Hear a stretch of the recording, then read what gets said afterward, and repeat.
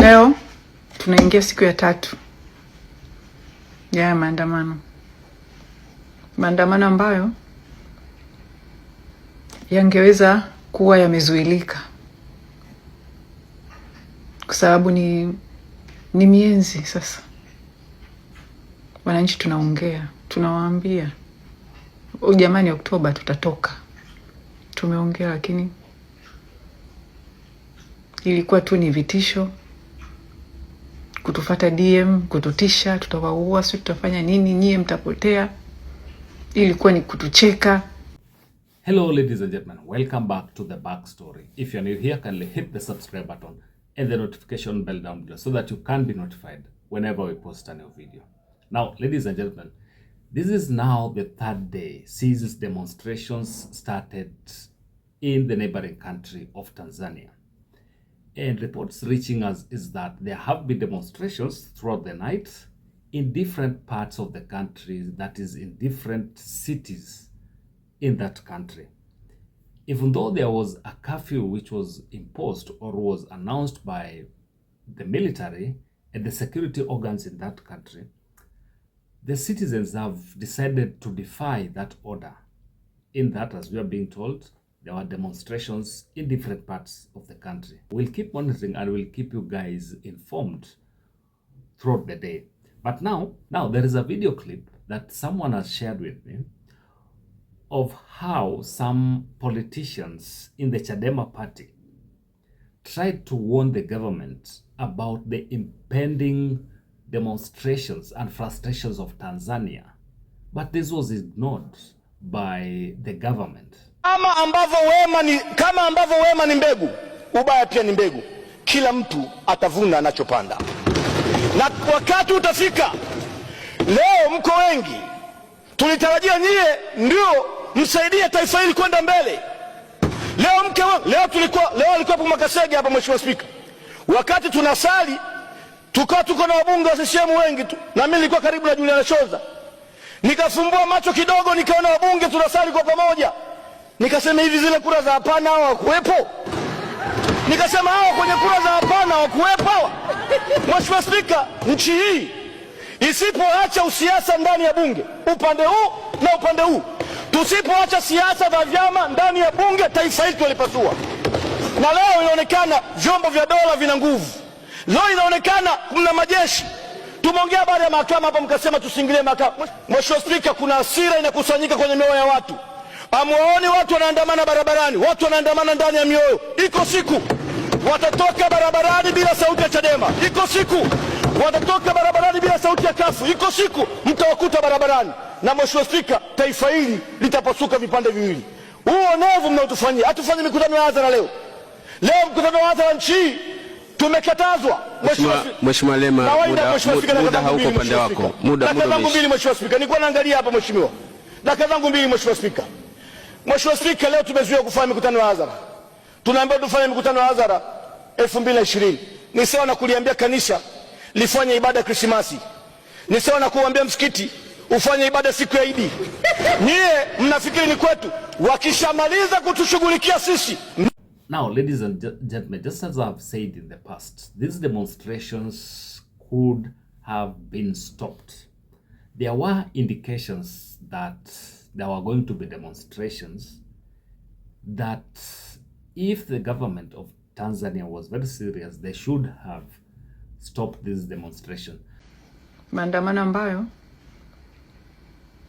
yangeweza kuwa yamezuilika kwa sababu ni mienzi sasa. Wananchi tunaongea, tunawaambia jamani, Oktoba tutatoka. Tumeongea, lakini ilikuwa tu ni vitisho, kutufata DM, kututisha, tutawaua, sisi tutafanya nini, nyie mtapotea. Ilikuwa ni kutucheka, kupanda kwenye masteji yao na kutucheka. Hapo uzo mitandaoni hao. Sijui nini wa mitandaoni. Mimi personally mpaka nilikuwa ninatukanwa na Watanzania nikiwa nafanya zile video za kuwaomba Kikwete, Samia kuwaomba kwamba guys, tusikilizeni, tuko serious. Kuna video nilifanya nawaambia Samia na Kikwete, hawa watu wataandamana, wanaandamana, machafuko yaenda kutokea 29. Ongeeni na sisi. Lakini wakaamua wao ni wababe, wanataka tu ubabe kwenye nchi. Sasa ubabe leo ndio umetufikisha hapa. Na mtu yote asiget it twisted. Sijui kinachoendelea hapa sasa hivi ni kosa la nani, sijui nani alaumiwa. Don't get it twisted. Wakulaumiwa hapa ni watu wawili, Kikwete na Samia. Ila ngojeni niwaambie kitu wa Tanzania. Mabadiliko yoyote ambayo yanaenda kuwa ni makubwa sana kama haya tunayoyatafuta ya katiba mpya na ya uchaguzi kurudiwa, haya ni mabadiliko yaenda kubadilisha nchi. Mabadiliko ya hivi hayajagi kirahisi, hayajagi bure, huwa yana gharama kwa sababu ya wale wanyonyaji. But this is not only unique to Tanzania. It's unique, it's something that is affecting almost every government in Africa. The African ruling class or politicians do ignore some of the warnings that they are given in advance. And I don't know if it's an attitude problem or just that feeling that you're in power and you don't care and you know that you can use the power that you have or the instruments of power to frustrate the common man or mwananchi. Because in this case, this politician was talking candidly and he expressed his frustration, and he expressed his frustration in parliament. He told the ruling political party, which is CCM, that there will come a time when Tanzanians will go on the street and will take over. And he said, as I paraphrase him, because he said it in Swahili, he said that Tanzanians were very frustrated at that point, and they were almost getting to the boiling point because of the high cost of living and the I don't care attitude by CCM party. You know, CCM as a political party is the party that brought independence to Tanzania. And it was formed, the founding father of Tanzania, that is Mwalimu Julius Kambarage Nyerere, is the founding father of CCM. And the ideology behind CCM was more of having a communal kind of governance.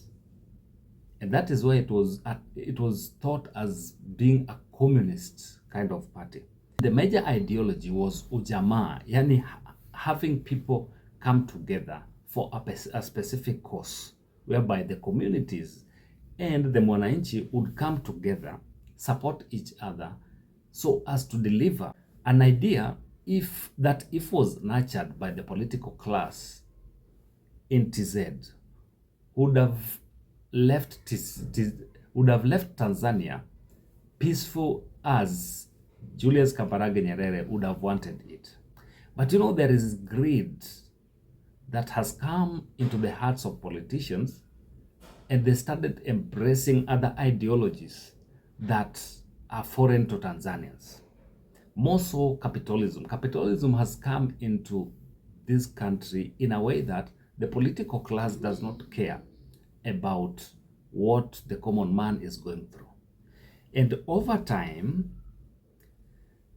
the elite in the governing party, which is CCM, has come to ignore majority of the issues that Tanzanians have been raising.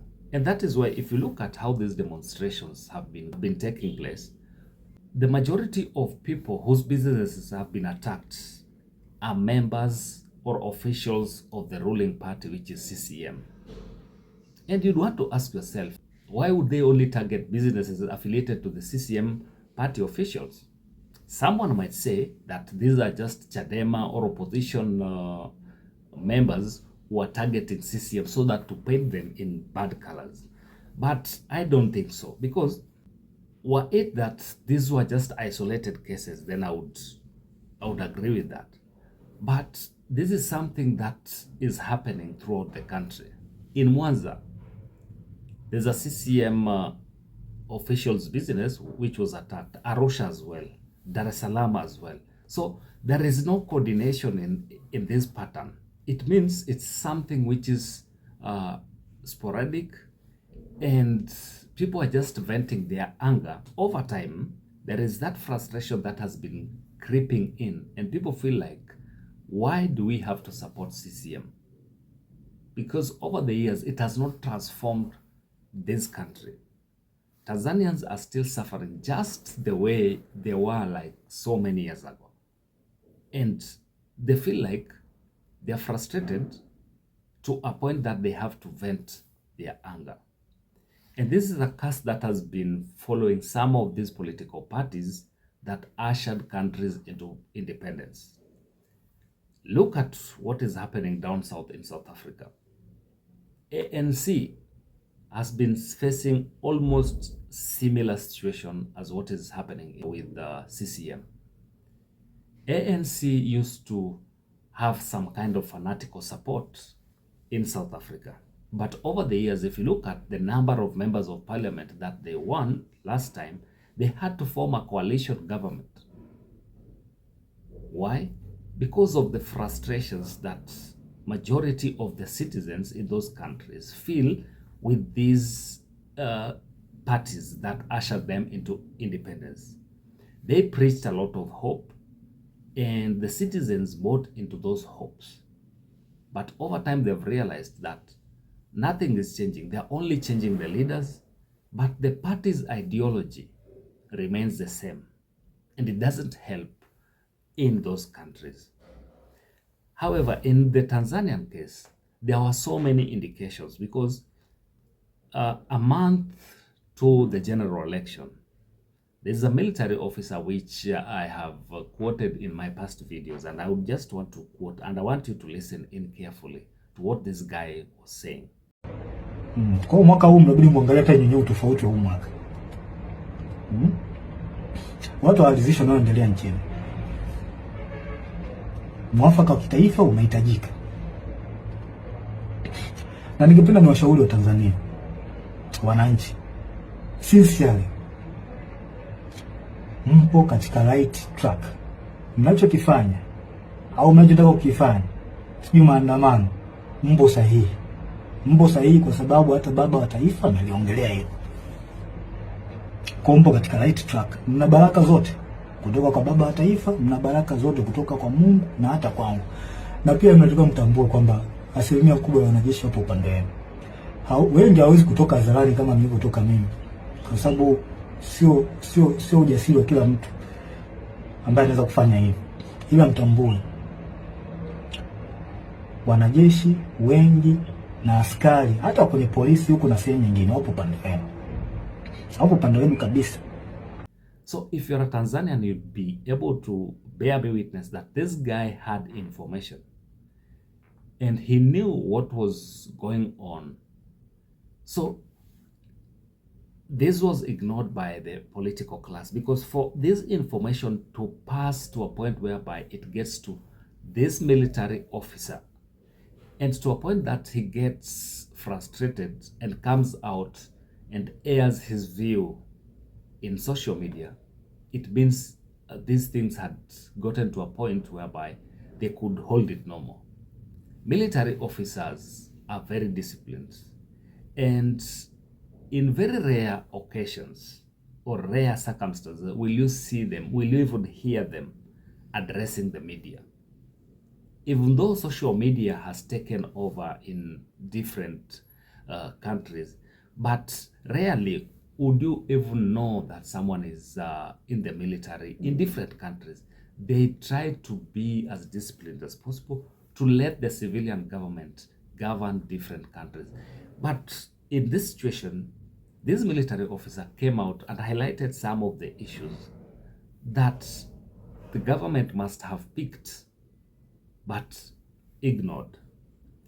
The US government or the US embassy in Tanzania also issued a warning some days to the general election. And they had the intel, and maybe this was ignored as well. So the political class or the ruling class in Tanzania, I think, are to blame for all this. But it's not only unique to Tanzania, just as I've said. It's unique to different African countries. Just last year, just a year ago, there were demonstrations in Kenya. And some of the issues that led to demonstrations in Kenya were captured on social media. People were venting their frustrations, but in their characteristic as the political class, they ignored some of the issues that were being raised until it reached a boiling point. So this is a message now to the political class or the ruling elites in different countries that this is now a new generation in town that needs to be handled with a lot of care. They have all the information. They are able to see what politicians are doing, the lagis, the kind of lifestyle that they are living due to corruption-related kind of businesses that are doing. So it's a wake-up call, not only to Tanzania, it's a wake-up call to the political class to come up with modalities that are going to address some of the issues that are affecting these countries, not only in Tanzania, but other countries as well. The other issue that also makes me think that there must have been serious issues that the government was already privy to is the fact that Tundu Lissu, when he was released by a court of law, refused to go home, and he said he was still going to be in custody up to 29th when the elections were being held. And I was like, why? Is there something that Tundu Lissu knows that no other government official is not telling Tanzanians? This guy must have had some info. There must have been something that was going on. And he knew very well that if he had left and gone outside there, and these demonstrations happened, then the blame would have been on him. And that would have given the government an opportunity now to jail him for treason and causing violence. They would have blamed all this on him. And I think someone shared that info with him, and he was like, okay, what I'm going to do, just to show the government that there is a lot of frustration by the common man, I'm going to stay indoors and I'm going to stay in jail until all this comes to pass. Even as we wait for the results of the elections, if the president, or if President Suluhu Hassan wins and she's declared the winner, I think after this, she should come back and reflect on the issues that Tanzanians have raised. It's not a time to go on a witch hunting spree, looking for the guys who organize demonstrations, looking for the guys who did. It's a time to reflect and call on all leaders so that you can chart a way for this country. But if the government decides to go on a witch hunting spree, that can result into something else, which I would not even want to imagine. So ladies and gentlemen, this is it from us, but we'll keep monitoring what's going on in the neighboring country throughout the day, and we'll keep you guys posted. But if you're new here, kindly hit the subscribe button and the notification bell down below so that you can be notified whenever we post a new video. Until next time, bye bye.